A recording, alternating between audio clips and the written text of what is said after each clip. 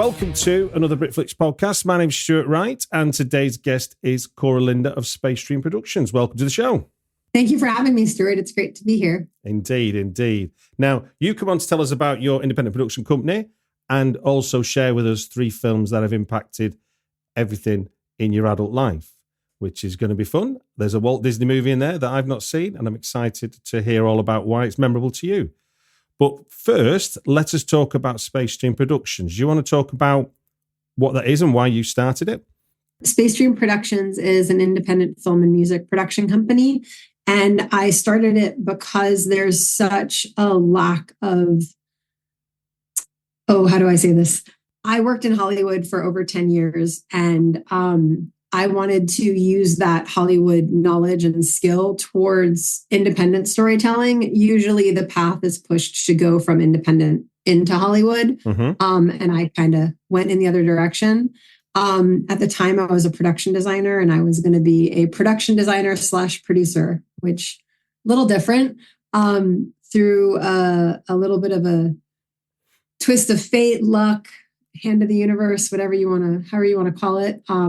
I ended up as a director, producer, and I ended up directing our first film. It was called Names on the Wall. It's actually on Amazon now. Excellent. If anyone wants to check it out.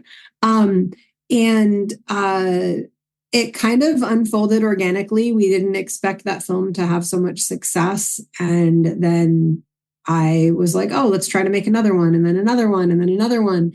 And then fast forward 11 years, almost, I think, 40 films, 200 something award nominations, 19 something Best Picture winners and nominees. And it's just kind of been like this tidal wave that just kind of carried me with it. And we work to make an inclusive space. I live with several disabilities. So being my own boss means that I can make sure that I have the accommodations that I need. And it means that I can help support other people with accommodations that they need. We do have several people at the company who also live with disabilities. And because of how we run and how we operate, it doesn't affect anything as far as our production. And then as sort of social media developed and content developed and different marketing needs for different brands developed, we started offering our filmmaking services for hire, not just for films, but also for content creation. Okay. We don't really do commercials. Like, you're not going to see us doing like a buy shoes, but we would make content, for maybe a local shoemaker who is like educating people on the importance of proper footwear, or, a restaurant that is farm to table, or even just is a local restaurant that's providing jobs to the community. Like, we appreciate stories and humanity. So as long as something is genuinely supporting humanity and sharing that story, whether it's a business, a brand, an activist, a fellow artist, that's who we work to support. We've got our filmmaking sort of piece and our storytelling for other people piece. And for you then, making that transition from, did you say production design, did you say?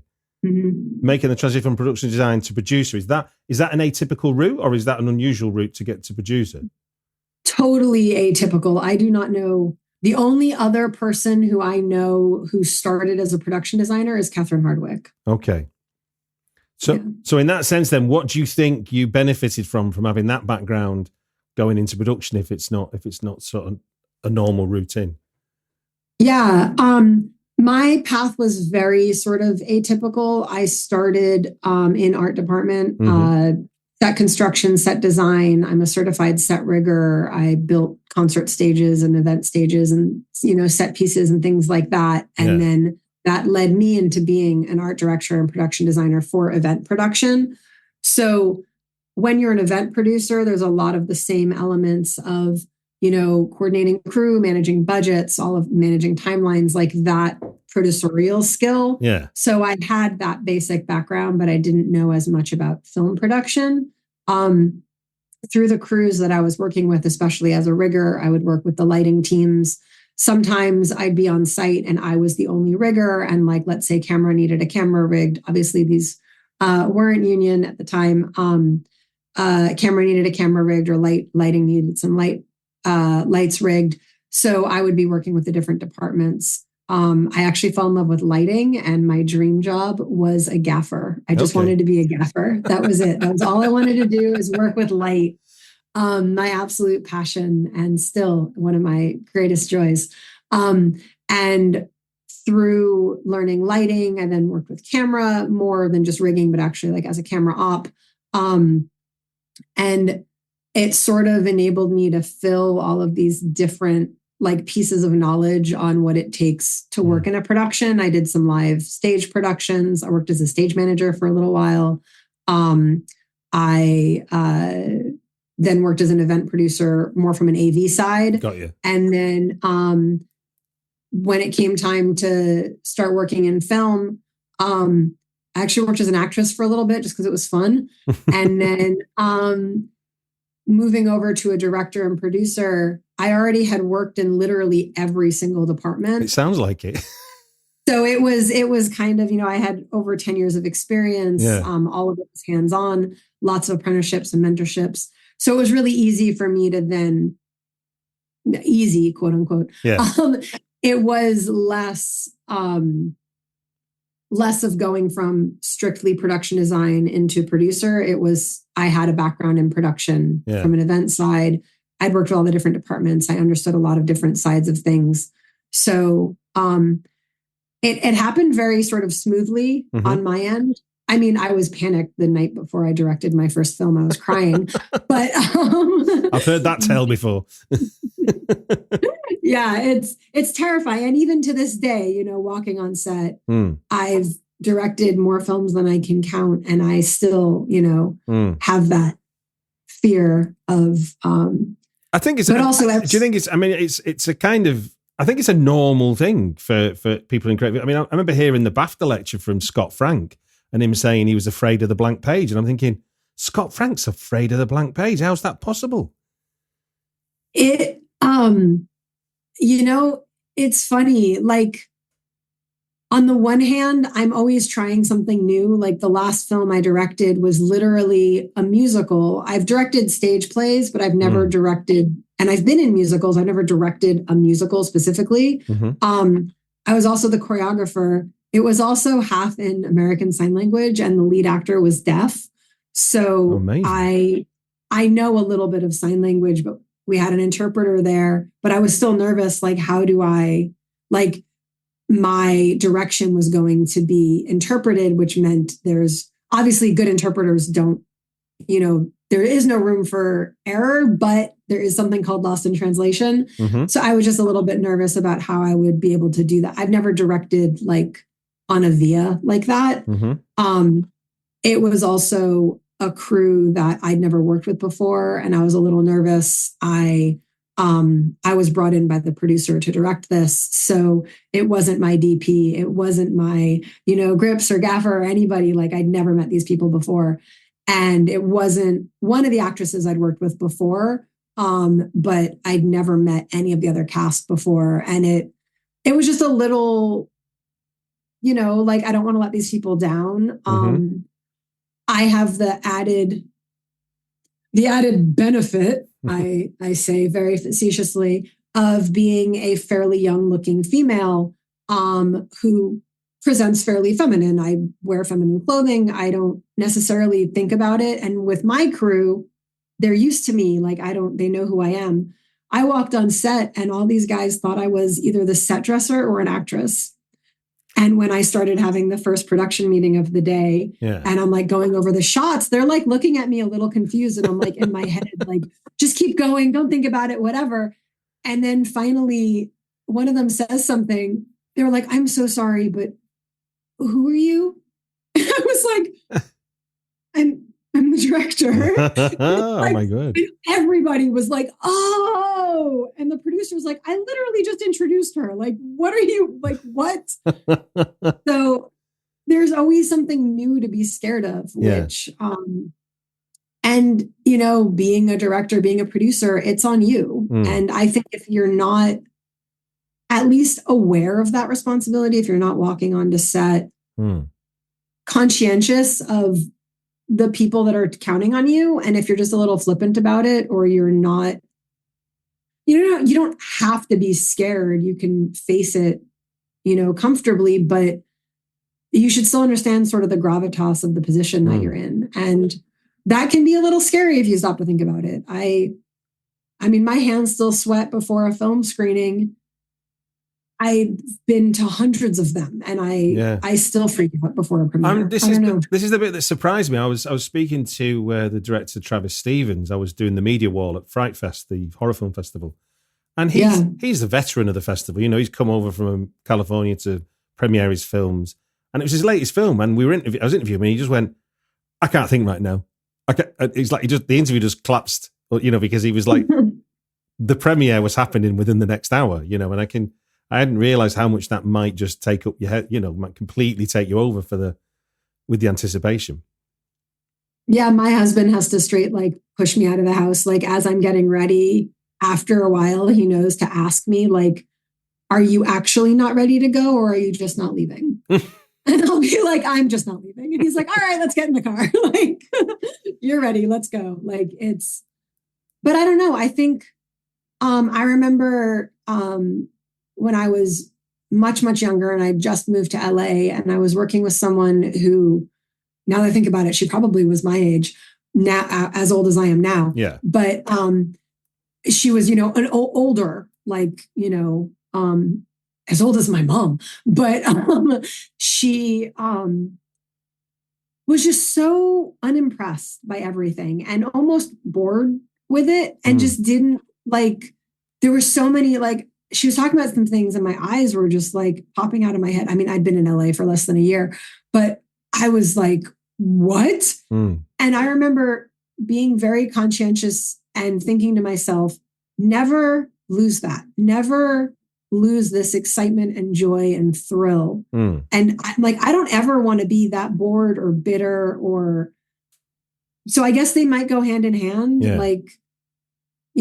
I remember the first time I walked onto a film set and the last time I walked onto a film set, and seeing the camera getting set up and the C-stands come out and the lighting come up and the art department coming in, it gives me the same rush as it did the first time I ever walked onto base camp, brilliant, almost 20 years ago, over 20 years ago. So I don't know. I think in order to keep that excitement, I mean, I've been to Sundance for a decade, and every time I walk on Main Street, I'm always it's, I don't know. I think in order to keep that excitement, you also kind of have to keep a little bit of the, oh my gosh. No, I totally agree. I mean, I've been going to Cannes Film Festival since 2011, and every time you first walk on the Quezette and it's a sunny day, it's hard not to imagine, the pictures you've grown up seeing of movie stars on that red carpet, Yeah, totally. That's a bucket list item for me.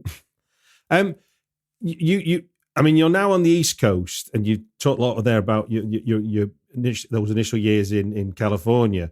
Do you remember what the big transition was moving work to the East Coast, and what's the different film world like on the East Coast to the West Coast?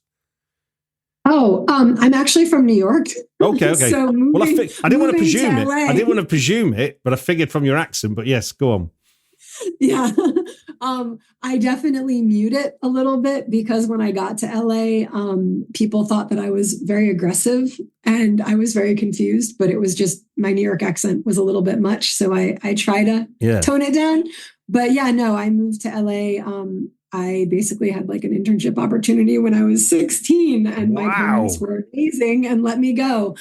So the move out of LA was multifaceted. I was not doing well in life. It was about a year after, I guess it was 2 years after I'd first gotten sick. Okay. And I was medically stable enough to not be at my doctor's office 3 times a week, which is where I started. Wowza. And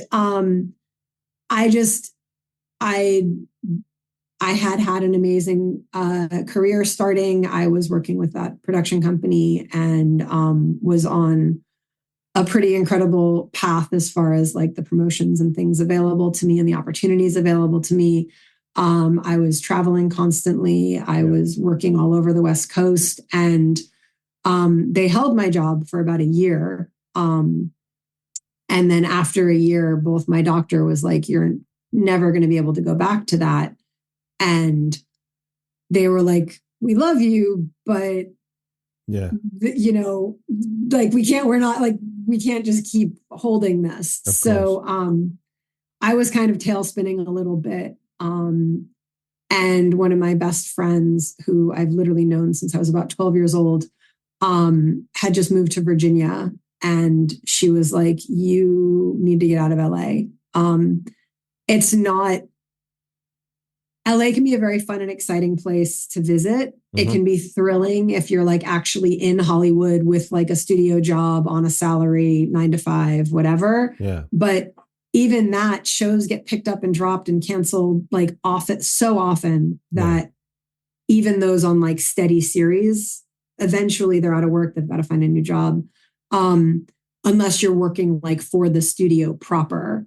But even then, like I have a friend who works in PR at Sony, and she is like, if she's not on a show, then, you know, she's waiting for the next show to come along or for her to get reassigned to the next show.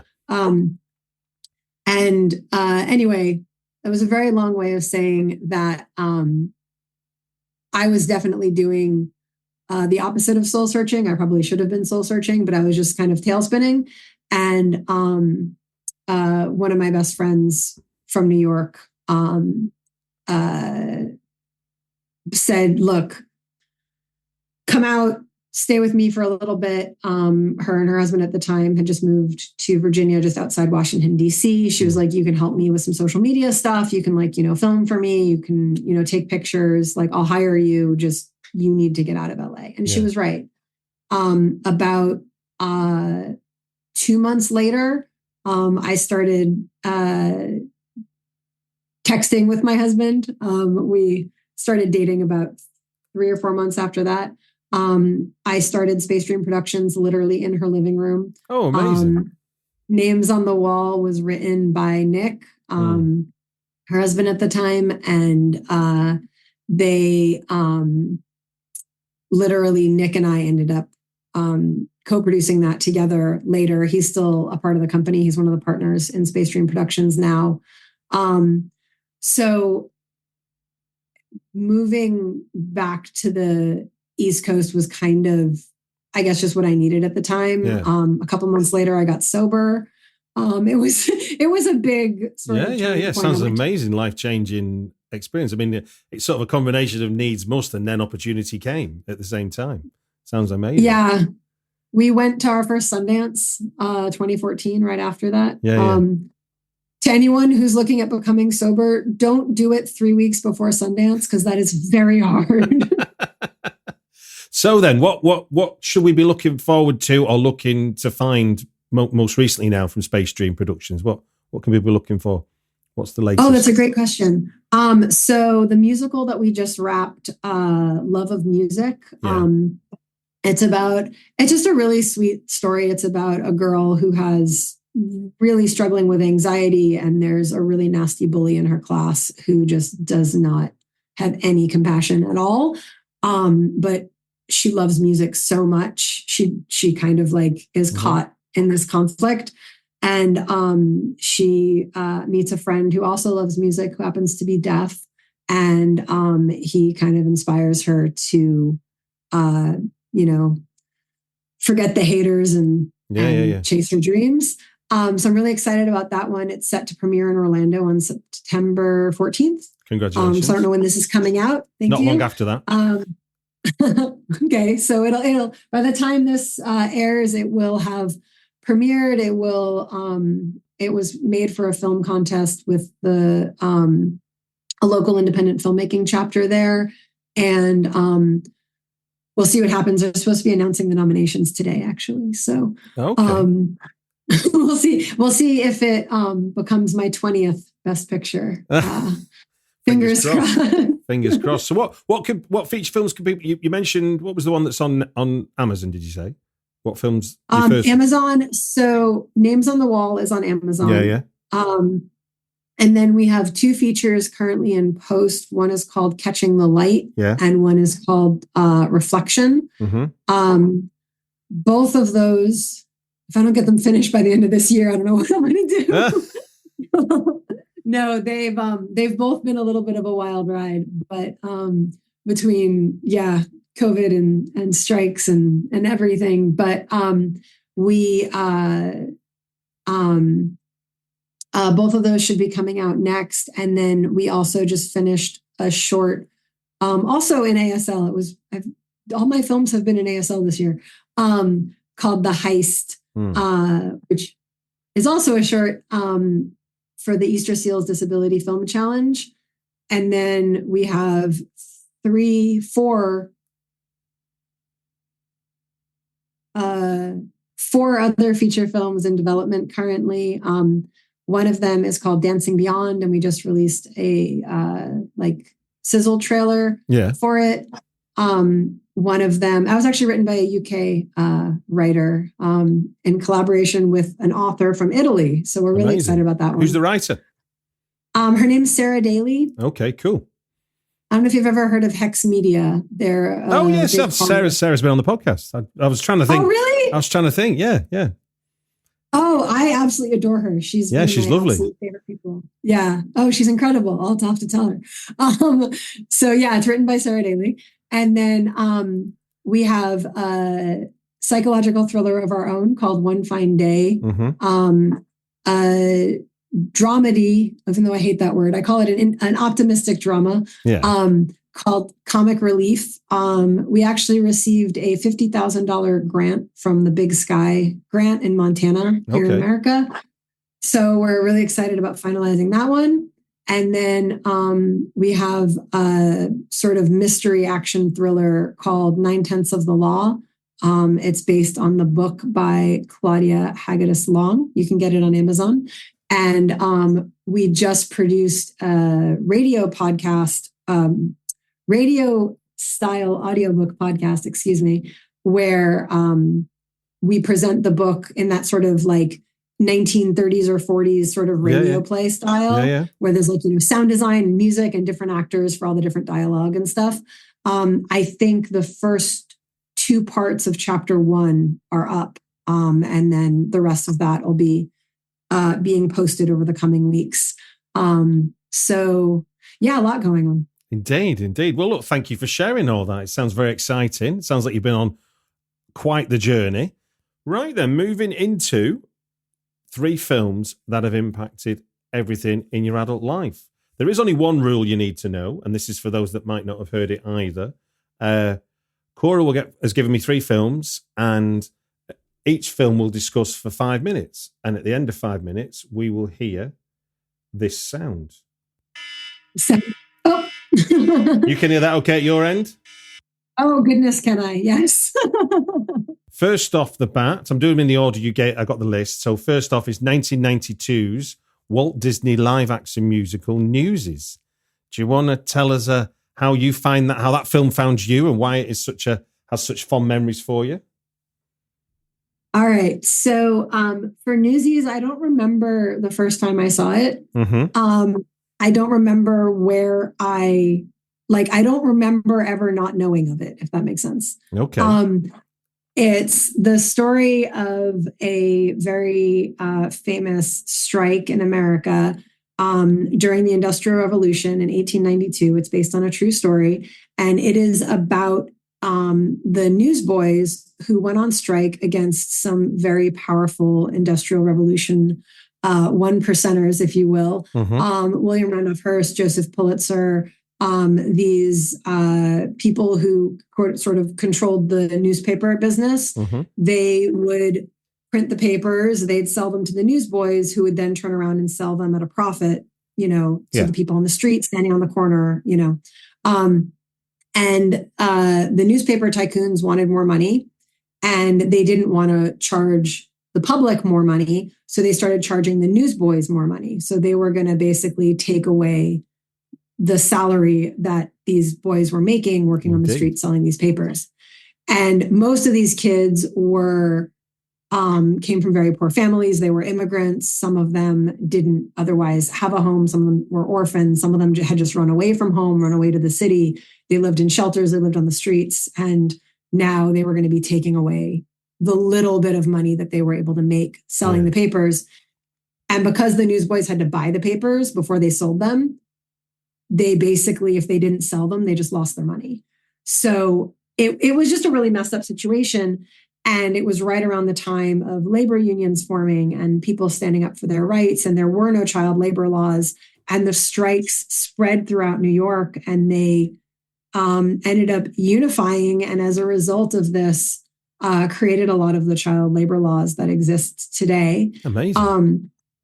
Yeah. So I love the film because it's one of the like David and Goliath type stories where the little guy stands up and wins. It shows the power of just because somebody in charge says something doesn't mean they're right. Just because somebody who seems to have more power than you is doing something oppressive doesn't mean it's right. Yeah. It follows my heart as an independent filmmaker and the idea that the studios control and own everything and you're nothing. And if you don't do what they want, you're going to fail. And I love that. I love the sing. There's music in it. It's choreographed by Kenny. I think it's actually directed also by Kenny Ortega. Yeah. High School Musical man. Did the High School Musical. He also was working with Michael Jackson on his last tour. So just the dancing's phenomenal. The song, the music. There's a line in it. When I dream on my own, I'm alone. But I ain't lonely. For a dreamer, night's the only time of day. Oh, wow. And right, it's just there are these beautiful, beautiful lyrics, and there's some very powerful lyrics, and I think it's a piece of history that we don't focus on. You know, we think of if you are of a certain color, of a certain ethnicity, that means that your life was a certain way forever for all of history. But we forget that, you know, in 1892, if you lived in New York and you weren't in that upper class, you know, super rich, you were struggling and it was hard. And the power that can come with standing up and saying no and looking at how bad it was for these kids that were out there. Anyway, I can go on and on and on, but yeah. I don't know if you have more questions. Or if I'm no. It's fascinating. Given how powerful the story is, and the like. At the time, it was the lowest grossing live action movie Disney had ever done. It was it was nicknamed by a film historian Howard the Paperboy in reference to Howard the Duck. But then on VHS, it became a cult film. Much in the same. I mean, I can speak more to horror films. Like The Thing was a film that was critically and commercially panned when it hit the cinemas, and then on VHS, it got a life of its own. And now, obviously, everyone agrees it's a great movie. But so it's interesting. Oh, there's our first 5 minutes. Well done. How did that feel?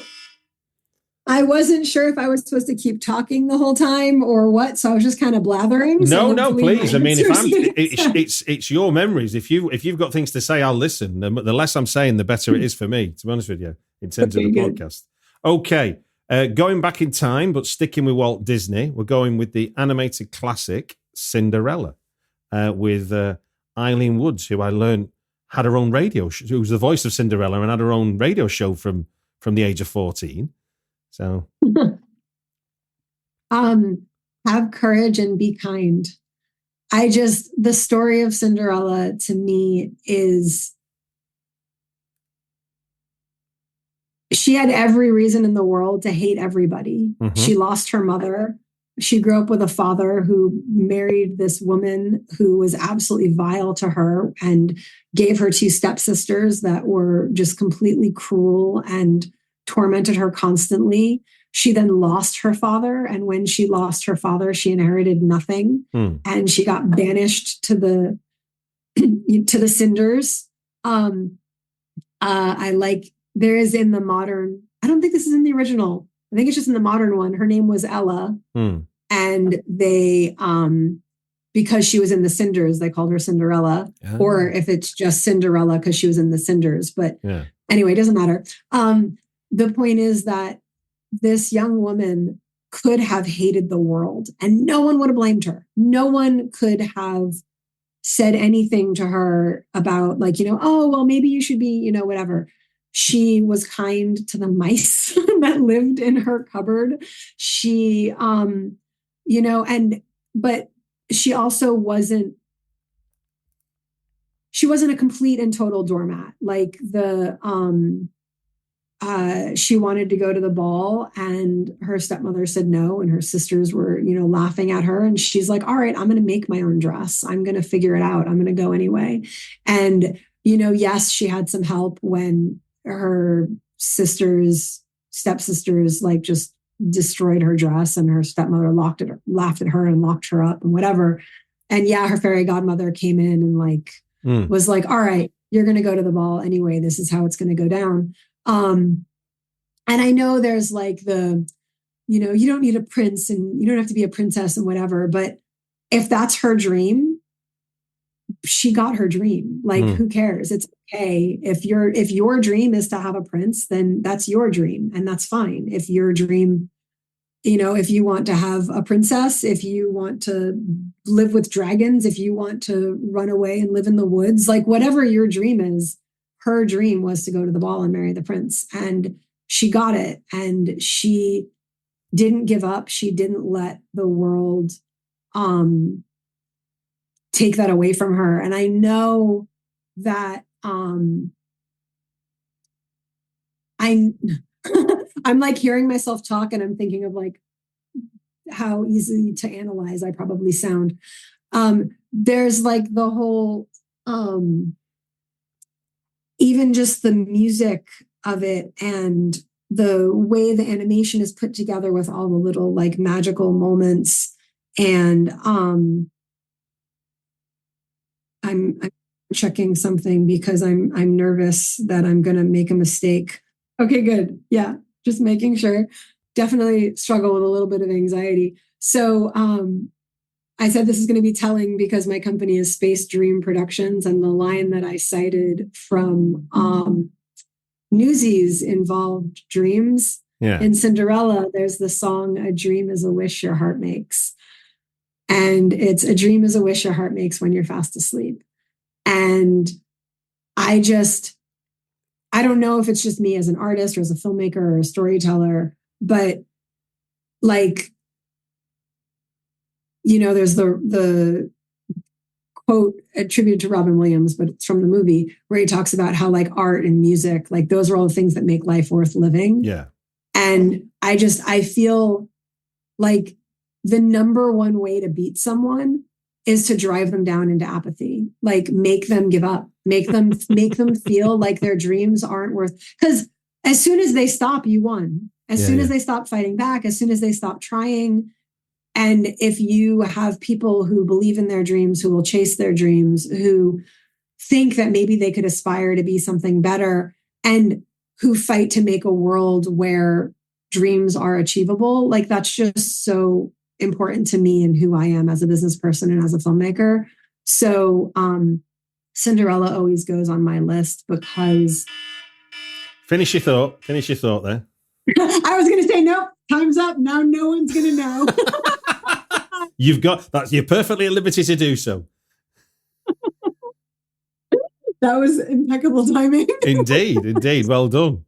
I think it's interesting, though, just some of the things, because obviously a fairy godmother is out of the story, and obviously that having a fairy godmother is in the lexicon, the idea of a godmother to come in and sort things out, as it were. I wish I had, the expression, I wish a fairy godmother, whatever. Do you think it's at all possible to read it with modern eyes? Obviously, you were sort of at pains to say, like, if that's her dream, that's her dream. But I guess you were right. The modern way of looking at it is she had every right to be angry at the world, and yet she wasn't. And I guess that's the bit where you kind of can go, there's a resilience there. It isn't just about getting the prince or being saved by the prince even. She still saves herself in many ways, doesn't she? He's the one, I mean, when the fairy godmother showed up, she could have been like, no, I don't want to go anymore. Or she could have just been like, she could have gotten there and been pouting. Like,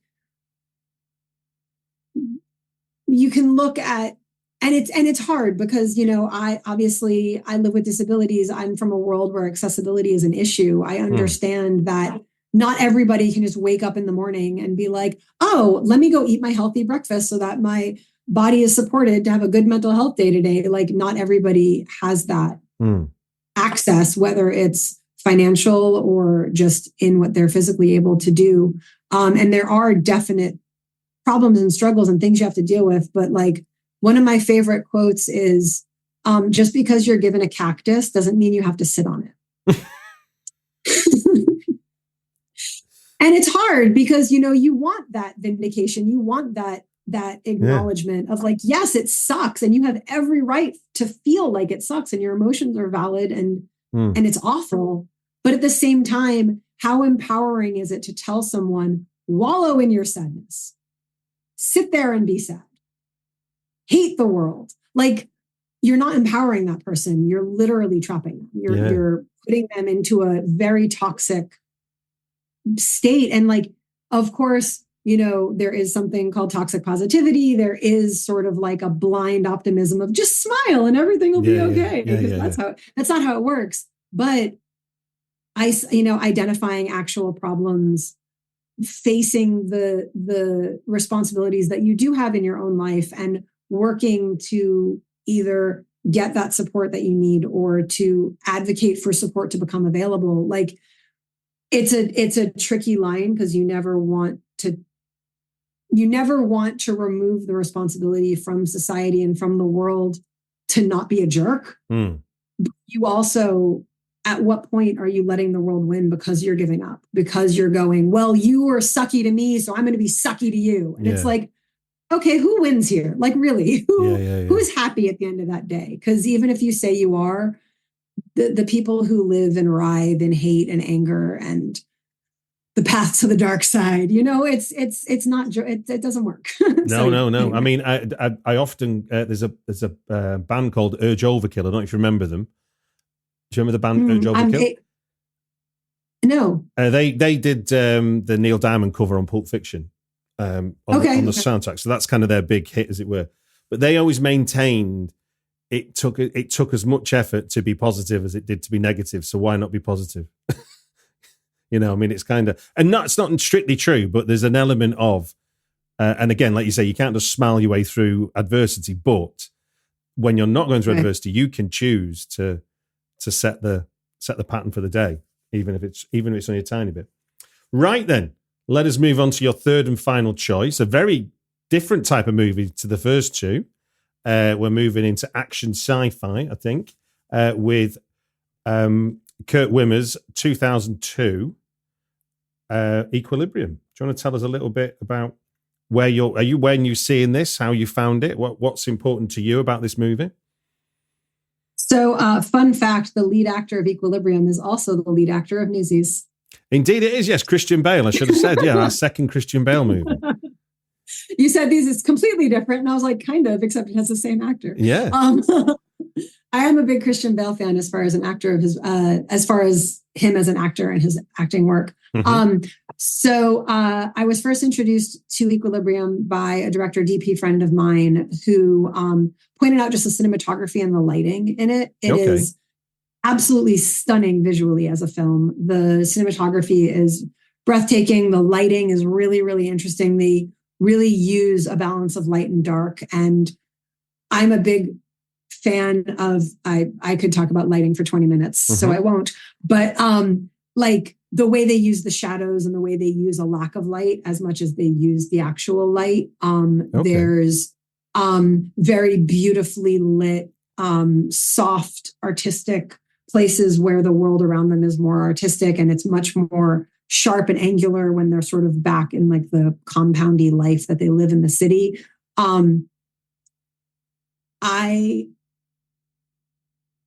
This film's, it's funny that you put this one last, because one of the first things we talked about was that sort of like fear and anxiety and emotion that comes with being a leader, being the director, being the producer.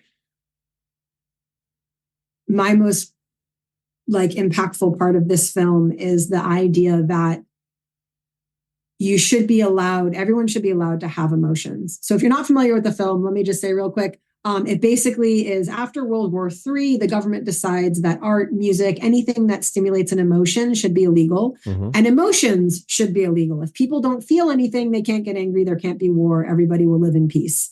And everybody takes this drug 3 times a day. It suppresses all their emotions. Through a very random turn of just stupid events, the head of like the police basically misses his dose. And it's one of these things where like everything just goes wrong and he ends up just missing his dose. And the drugs start to wear off and everything kind of goes from there. There is an underground resistance of people who refuse to take the drug, who do have emotions. And when he meets with the head of the resistance, he asks him why. He's like, but you're not on the drugs. And the guy's like, no. And he's like, but you're not showing any emotion. And he says that as a leader, he has a right to emotions, but his responsibility is to control them. And that's his own responsibility. Oh, wow. And that is probably one of the most impactful things that I've ever heard in my entire life. And I don't want to spoil the movie, but there's an incredible, very, very, very satisfying sequence that happens when Christian Bale's character puts his emotions in check and has to do what he has to do. And it's such a beautiful film, both cinematically and the power of the story and of humanity. And like, what problems are we trying to solve here by drugging away our emotions? Like, at what point, like, yes, you know, there are some things that you have to like sort of lower the impact in your life so that you can do something about it. You know, like if I'm dying of pneumonia, I need to take antibiotics, very, very strong ones, before I can figure out how I'm going to get up and go back to work. Like you have to prioritize, sort of like triage things, but completely eradicating all emotions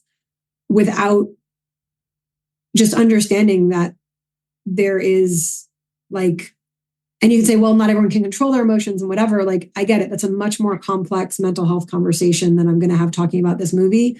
Just very specifically, when it comes to the qualifications of a leader, when it comes to anyone who has a responsibility, because everyone is a leader in some part of their life, even if it's just their own life. You know, if you're a parent, you're a leader of your children. If you're a teacher, if you're a little section manager at a store and you've got 2 people under you, like whatever your position is, everyone has some place where they are a leader, where they have responsibilities. And it doesn't mean that your emotions aren't valid or that you shouldn't have them, but what you do with them, how much they control you. And there's also a really powerful line where he's investigating, trying to get to the underground. And there's this person, he's like, show me where the underground is. He's like, I don't know. He's like, I'm on the medication. And he says, oh yeah? Then why are you so scared of me? Wow, it was like you rehearsed that with me. I did not. That was a complete and total coincidence. That's 2 for 2. No, that's brilliant. You've got like an instinct for 5 minutes. It's interesting listening to because I'd seen this and I'd forgotten that kind of element to it, because I remember more the fighting style and stuff that Kurt Rimmer the sort of established with this film. I mean, he calls it Gun Carter. It's a martial arts thing that he claims to invent in his backyard. But I don't know if you saw or read Station 11, the TV series. That was the nearest thing I could call it is a utopian dystopia, which is this idea of humans realizing that they need art and stories either to perform or create them or consume them.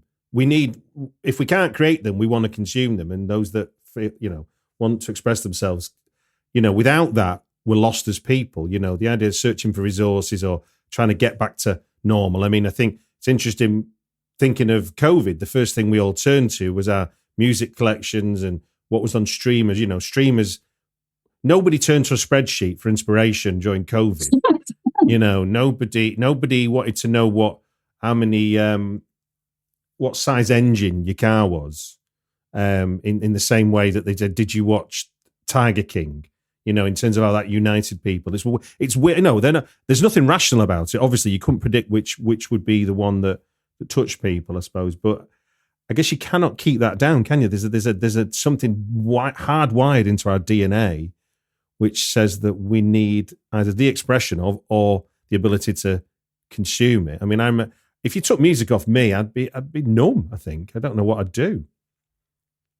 I definitely, you know, there's always like that trite, like without art, I'm nothing. But it's true. Like I didn't even realize that how much filmmaking has meant to me, like in my life. Yeah. I'm not one of those kids who, like, you know, I wasn't like Dawson at Dawson's Creek growing up with like a camcorder and like, I'm going to make movies and this is my dream. And I've seen all the classics and whatever. I only went to the movies on special occasions, the movie theater. My family's not wealthy. It was expensive. We'd go, you know, on Christmas because I'm Jewish. So on Christmas Day, you go to the movies and you eat Chinese food because that's all that's open. And we're otherwise just home from work going, why are we here? Yeah. So we, you know, we'd go for like a birthday or like things like that. If it was like something special with my mom or dad, we'd go to like the video store and like rent a VHS. But I didn't, you know, I didn't grow up watching every single movie that came out, and I didn't watch a ton of TV. But like I found this journal at my parents' house that I had when I was a kid, and I was reading it and I was like, what is this? It was a shot list. No. I didn't even know what a shot list was. I don't even know how I wrote it or like where I came up with it. My cousin was really into film, and like I remember one summer she was like doing this thing where she was like filming and editing like in the camcorder. Like she'd film a shot and then she'd go and then she'd cut and then she'd go set something up and then she'd film the next thing. So like when you played it, it played like a whole thing. So like I think I understood it having seen her do that. But I was like describing this like sequence and like these like camera angles. And I was like, where did this come from? Like, it's just always been a part of me. Yeah. And the very first time I climbed up a truss tower, I almost burst into tears. I was so happy. And I'm terrified of heights, but if I'm sitting on the top of like a 50-foot truss rig, I feel completely safe. Like I have no, like I'm literally surrounded by air. I better have my safety hooked. You know, I'm in a harness, obviously, but I don't feel the same way I feel when I'm standing like on a balcony or at the edge of a building or something like that. And I don't know. I just, being part of this world of making things that don't exist. There's an amazing line in V for Vendetta. I'm going to butcher it because this isn't exactly what he says, but it's like the concept. He says, politicians use lies to hide the truth and artists use lies to create it. And that to me is just like, you know, you walk onto a film set, here's a bunch of people who don't exist. These characters are not real. This space that we're making isn't real. This is a world that doesn't exist. It's all of our imagination, but it's real. And, you know, you create, I think there's a responsibility that we have as filmmakers to make sure that our stories don't take away from real life until we get like a Wall-E situation where the people are just like their screen is their life. I think the stories should either be a relief for people who otherwise can't escape a harsh reality and give them something to hold on to that bolsters them to be able to live their life, or it should be something that inspires them or something that shares with them a different way of life that maybe can, I don't want to say like just inspire their thinking, because sometimes, you know, you just want junk food. You just want something stupid and silly and whatever, but something that helps people keep going, that helps them think maybe there's another way. I have the Filmmaking Actually podcast. And when I was talking to one of my guests about on that podcast about like what filmmakers' role in life is, we were just talking about it. And I said that filmmakers are ambassadors of humanity. And even if we're just ambassadors to each other, every single one of us has a life that no one else has ever lived and no one else will ever live again.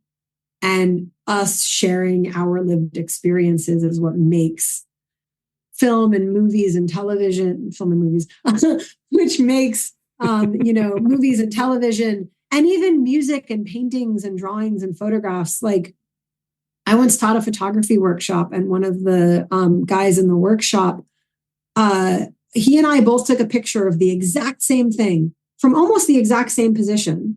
And they are two completely different photos. Yeah. Obviously, we had different cameras, we had different lenses, our depth of field was different, the framing and composition is completely different. But the way we saw the exact same object, completely different. And I don't know, I just think that that is an inherent part. Like you said, people who consume and people who create, it's even people who just watch movies can maybe see the world a little bit different, or learn something they didn't know about another piece of the world, or see something a little bit different. It's interesting you said that with the photograph. I was just checking then. I was checking my names there, just so I got them right. I once saw a Pizarro and I think it was Cézanne or Monet. I can't remember who the other one was, but it was a side-by-side painting exhibition in the New York at MoMA, I think it was.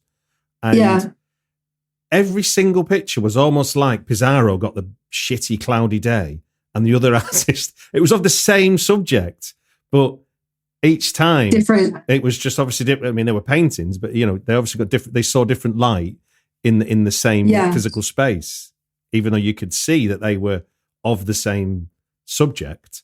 And I do like that. I think it's interesting what you say. I mean, a friend of mine did a photography course, and he said one of his favorite things was they sent them out to take photographs of lampposts. Now, that in itself doesn't sound fascinating, but if you just said, go out into the streets of London and take photographs, that would have been too broad a brush. But by taking pictures of lampposts, they actually took interesting pictures of London. Right.